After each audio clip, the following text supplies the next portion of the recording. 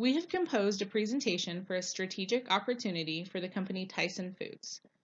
This was put together by Jared Griffin, Justin Call, Justine MacArthur, and McKenna Swearingen.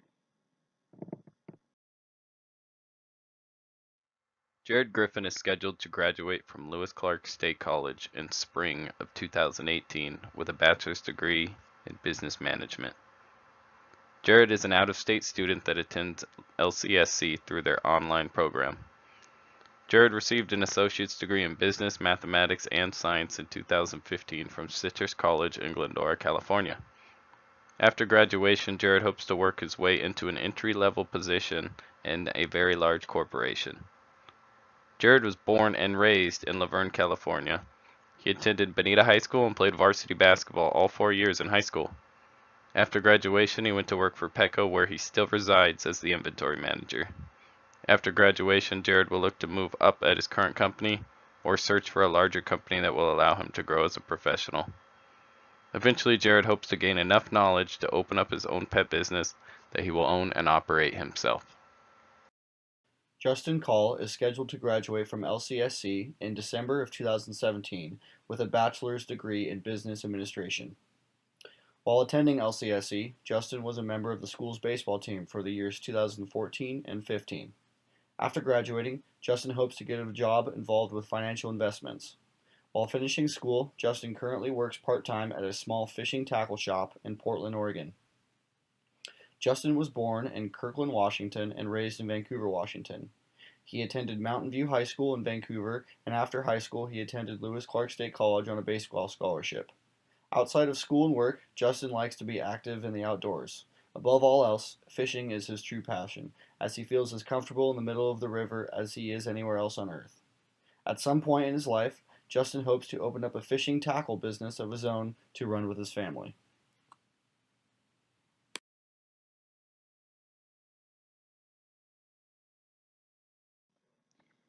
Justine MacArthur is scheduled to graduate from LCSC in December 2017 with her bachelor's degree in business administration.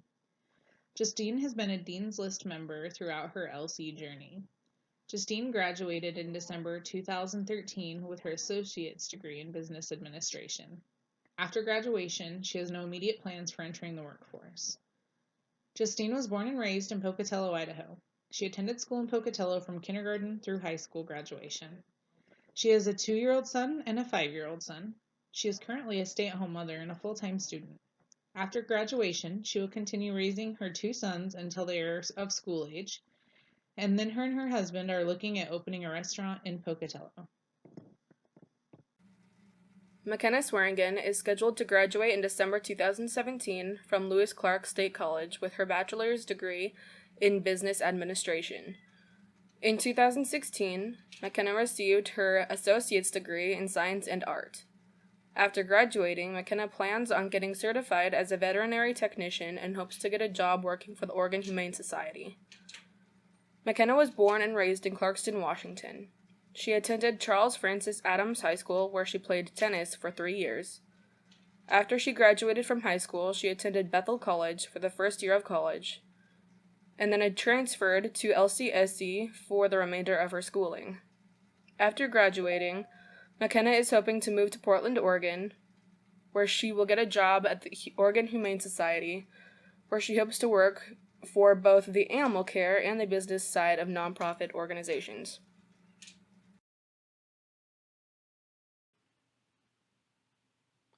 Many people may think that the Great Depression was a period of time when nothing could flourish, but Tyson Foods can contradict these beliefs. In 1931, John W. Tyson made the decision to move his family, a wife, and a young son to Springdale, Arkansas. There, he believed he could find new opportunities and favorable circumstances. In Springdale, he began to raise chickens and distributed them to larger markets throughout the Midwest, thus giving rise to the now successful company that is Tyson Foods. Tyson Foods has grown exponentially and has now been deemed as the world's second largest processor of chicken, beef, and pork. Tyson is also known annually to export the largest percentage of beef outside of the United States. Beginning as a small one-man operation, selling chickens from the back of a pickup truck. Tyson Corporation is now operating on a global scale, conducting business in large countries such as China, India, Mexico, and South Korea.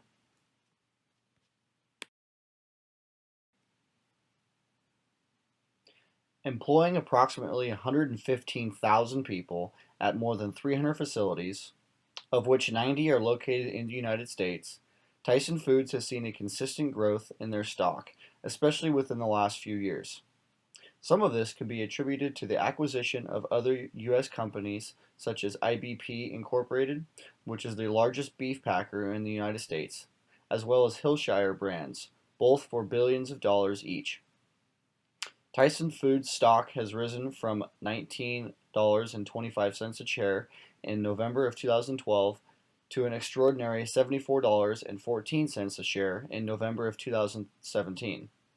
Furthermore, they have seen an average of growth in gross profit of a little over $1 billion a year for the last 3 fiscal years.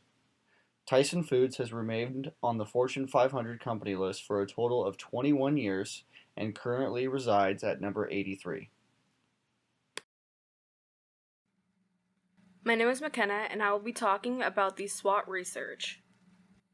Due to competitiveness of the food industry market, the rivalrous nature of businesses or corporations existing in that market, modification of laws and regulations, and differing consumer preferences, Tyson must continue to evolve as the opportunities for growth are advancing in numerous ways. Other companies, such as BRF, Hormel Foods, Leucadia National, Pilgrim's Pride, and Sanderson Farms, are always competing for consumers, popularity, and commercial prosperity. Consumers in more recent years have been more health conscious than before, making the food industry commerce elaborate and labile. The satiety of consumers is the basis of success and leads Tyson to constantly change their approach in order to stay on top of the game. Legalities may pose huge threats to companies like this, so staying up to date on new laws and regulations is extremely important. Tyson has previously been fined for work safety and pollution disputes, so making improvements in these categories will decrease fines and allegations, better leading to profitable, successful corporations. Accusations of animal cruelty and pollution will bring bad PR to the company, decreased sales and production, as well as lower the number of suppliers willing to work with the company.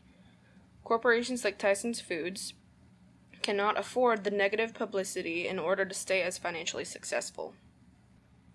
In front of you is the external and internal factors analysis summary. These were created when our team was creating the Tyson Foods SWOT analysis.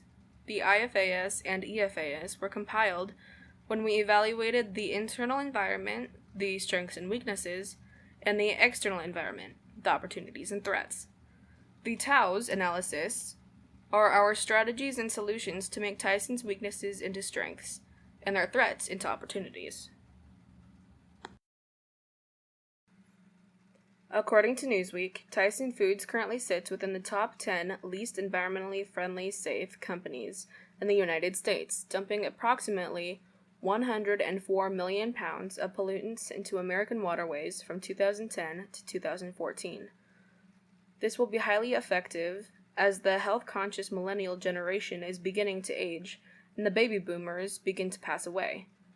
In order for Tyson Foods to adhere to the target market of eco-friendly consumers, they need the corporations to focus on a foundation of becoming environmentally sensitive and thereafter maintain a green economic reputation.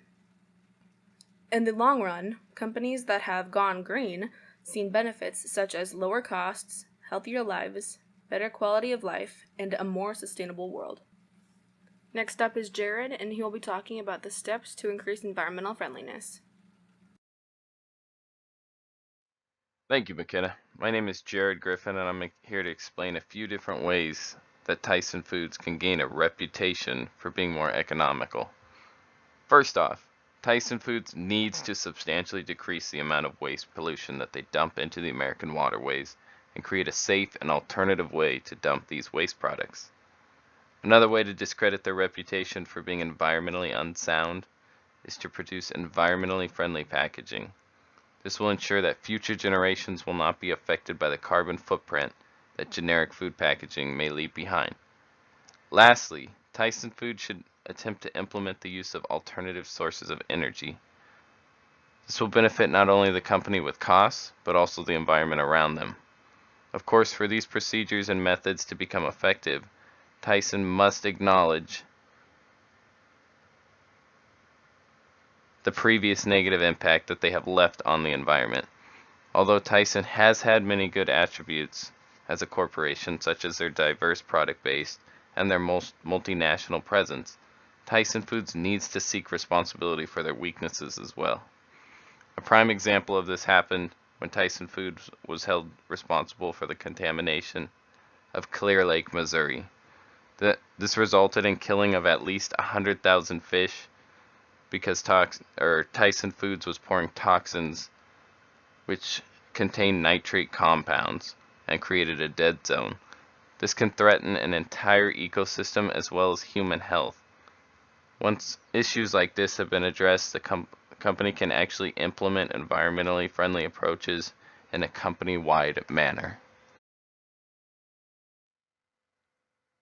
In the copycat business world, Tyson Food can implement techniques from a successful company such as Coca-Cola. Coca-Cola was able to identify 3 goals to direct their efforts to more green practices. These goals were sustainable packaging, water stewardship, and climate and energy protection. Coca-Cola was one of the first beverage companies to introduce bottles that were made out of PET, or polyethylene terephthalate, which is a 100% recyclable material. This significantly decreased the amount of waste going into the landfills. Tyson Foods needs to address water stewardship by having each of their facility locations to understand the problems they face and create plans for each and every one of them to implement new technology to avoid dumping waste into the waterways. This may even include hiring an outside company, one such as Waste Management Incorporation, that specializes on information and guidance on how to implement such programs. Now I will pass this on to Justine, who will explain how the evaluation will work. It goes without a doubt that Tyson is a very well-known and successful corporation. The changes that need to be implemented will help to ensure the longevity of success with consumers.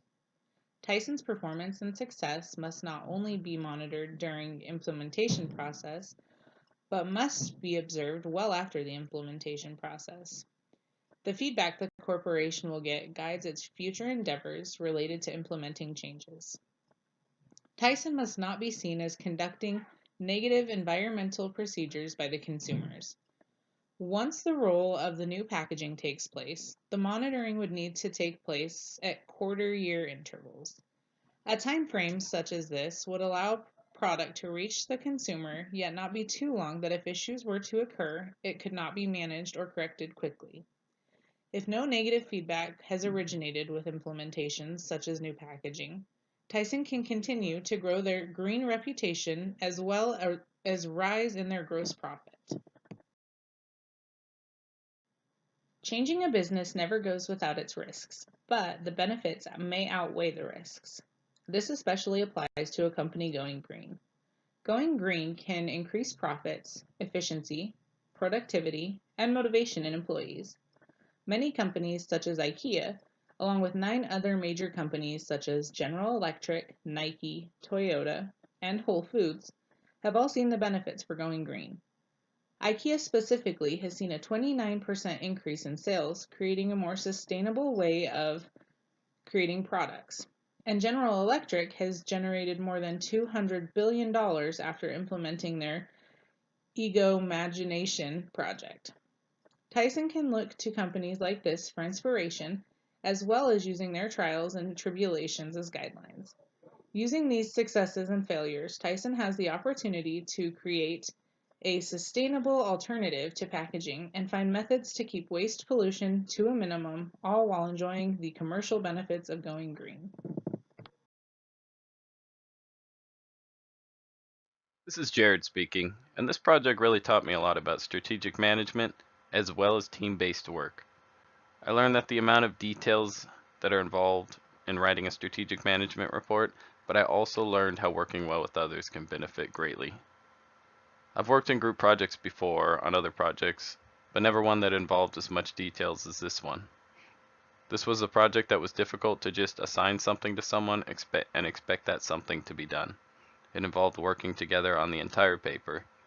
I felt that this project served as a learning opportunity for me and helped me understand the importance of people relying on each other to accomplish a common goal.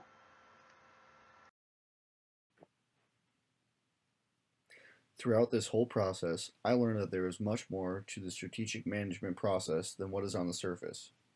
When I first heard the term strategic management, I always thought of how someone would manage a firm in the most efficient manner possible. Now, however, I have learned that there is more than just that. The planning, constructing, ability to take criticism, ability to criticize, and the ability to change and adapt and all play a very influential role in the management process. After going through this entire process, I now have a much greater appreciation for the process as a whole and feel more capable and confident to do this in the future in a professional environment. I, Justine MacArthur, learned that there is a significantly larger amount of planning, monitoring, and executing that happens because of the strategic management process. When I thought strategic management, my thoughts were how a business managed thoughtfully. While this is the case, the management must include statistics, changes, adaptations, and willingness to continue to grow. I have a greater overall appreciation for the ins and outs now.